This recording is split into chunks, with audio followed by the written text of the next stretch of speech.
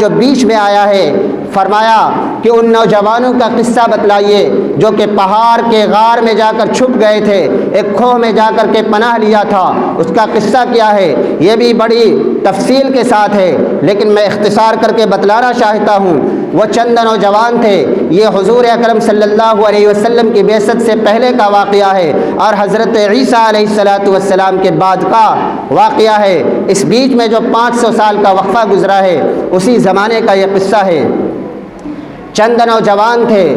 اور وہ لوگ اس وقت کے جو بادشاہ تھے وہ ظالم و جابر تھا، وہ توحید پرست نہیں تھا، موحد نہیں تھا، بلکہ بت پرست تھا۔ اپنے بنائے ہوئے ہاتھوں کے بنائے ہوئے معبود کو، اپنے ہاتھوں سے بنائے ہوئے معبود کو پوجا کرتا تھا، اس کی پرستش کیا کرتا تھا، اس کی عبادت کیا کرتا تھا۔ سال میں اس کا ایک میلہ لگتا تھا، لوگ محلے سے باہر، گاؤں اور آبادی سے باہر جا کر کے اس میلے میں پہنچتے تھے، وہاں سب اپنے ہاتھ سے اپنے بنائے ہوئے معبود کو پوجتے تھے، پتھر کے معبود کو، مٹی کے معبود کو پوجتے تھے اور پرستش کرتے تھے۔ لیکن ایک نوجوان تھا، اس کے دل میں یہ بات آئی، اللہ نے اس کے دل میں یہ بات ڈالی کہ یہ لوگ جو کام کر رہا ہے وہ غلط ہے، یہ کیسے خداؤں کی پوجا و پرستش کرتے ہیں کہ جس کی کمزوری کا عالم یہ ہے کہ اگر اس کے اوپر ایک مکھی بیٹھ جائے تو اس کو یہ بھگا نہیں سکتے، اس کے اوپر ایک مچھر بیٹھ جائے اس کو بھگانے کی طاقت و قوت نہیں، تو یہ آدمی،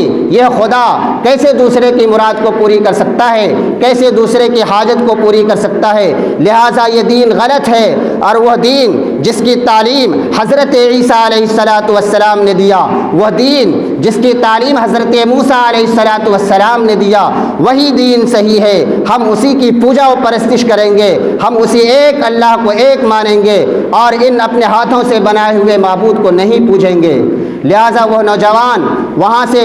اس مجلس سے باہر ہٹا اور باہر جا کر کے ایک درخت کے پاس کھڑا ہو گیا۔ پھر اللہ رب العزت نے ایک دوسرے نوجوان کے دل میں یہ بات ڈالی کہ یہ دین غلط ہے، اس کو نہیں اختیار کرنا چاہیے۔ وہ نوجوان بھی وہاں سے باہر ہٹا اور ایک درخت کے پاس جا کر جمع ہوا۔ بالآخر تقریباً 7 یا 8 نوجوان اسی خیال کے وہ لوگ وہاں سے ہٹے اور باہر ایک درخت کے پاس جا کر جمع ہو گیا، لیکن کوئی بھی اپنے اس ارادے کا اظہار نہیں کر پا رہا تھا۔ ہر ایک کو یہ ڈر لگ رہا تھا اگر ہم نے اپنے ارادے کا اظہار کر دیا اور یہ کہہ دیا کہ یہ دین و شریعت غلط ہے، ابھی بادشاہ کی طرف سے کیا ہے گرفتاری کا وارنٹ آئے گا اور ہمیں گرفتار کر کے لے جایا جائے گا، جیل بھیج دیا جائے گا۔ کوئی بھی اپنی زبان سے کہنا نہیں چاہ رہا تھا، لیکن بالآخر ایک دوسرے سے پوچھتے ہوئے بتاؤ تم کیوں وہاں سے بھاگ کر آئے؟ بالآخر ایک نوجوان نے کہا کہ میں اس وجہ سے بھاگ کر کے آیا ہوں کہ یہ لوگ جس دین کی پوجا و پرستش کرتے ہیں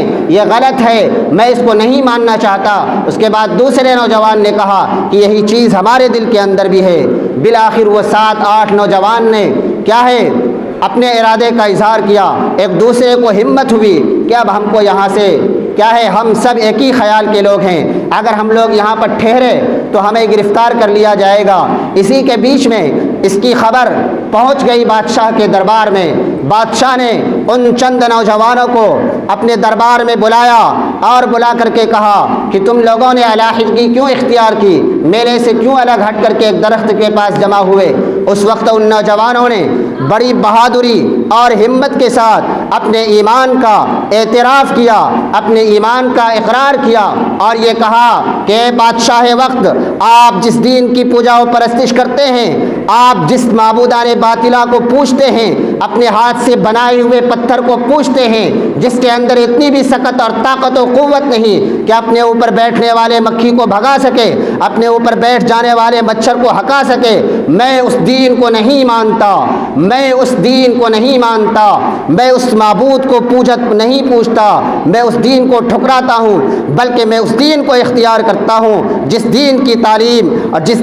شریعت کی تعلیم حضرت عیسیٰ علیہ السلام نے دی ہے، حضرت موسیٰ علیہ السلام نے دی ہے۔ ہم ایک اللہ کو مانتے ہیں، ہم اسی کا اعتراف و اقرار کرتے ہیں۔ بالآخر ان نوجوانوں نے اس بادشاہ کے سامنے جہاں ہر طرح کے سامان موجود تھے، ایک وقت میں سب کا سر قلم کیا جا سکتا تھا، تلوار سے سب کے گردن چھانٹے جا سکتے تھے، لیکن ان نوجوانوں نے اپنے ایمان کا اظہار کیا، بے باک انداز میں اظہار کیا۔ میرے محترم بزرگوں اور دوستو، ایک وہ نوجوان تھے جنہوں نے نہ موت کی پرواہ کی، نہ کسی اور چیز کی پرواہ کی، بلکہ ہر چیز کو سامنے دیکھتے ہوئے، موت کو سامنے دیکھا، تلوار کو سامنے دیکھا، پھانسی کے پھندے کو سامنے دیکھا، ہر چیز کو سامنے دیکھتے ہوئے اپنے ایمان کا اعتراف و اقرار کیا۔ میرے محترم بزرگوں اور دوستو، آج ہمارا ایمان کتنا کمزور ہو چکا کہ ہم ایک آفس میں جب نوکری کرنے کے لیے جاتے ہیں، اس طریقے کا بہانہ بنا کر کے آفس میں داڑھی رکھنے کی اجازت نہیں ہے، آفس میں ٹوپی پہننے کی اجازت نہیں ہے۔ ہمارا ایمان کتنا کمزور ہو چکا۔ یہی چیز وہ عیسائی لوگ کیوں نہیں کہتے کہ ہمیں پگڑی پہننے کی اجازت نہیں، ہر چیز کی اجازت ہے، ہمیں ٹوپی پہننے کی بھی اجازت ہے، ہمیں اسلامی شریعت والا لباس پہننے کی بھی اجازت ہے، ہمیں داڑھی رکھنے کی بھی اجازت ہے۔ ہم داڑھی رکھ کر کے کسی بھی شعبے میں کام کر سکتے ہیں، ہم ٹوپی پہن کر کے کسی بھی شعبے میں کام کر سکتے ہیں، کسی بھی ڈپارٹ میں جا سکتے ہیں،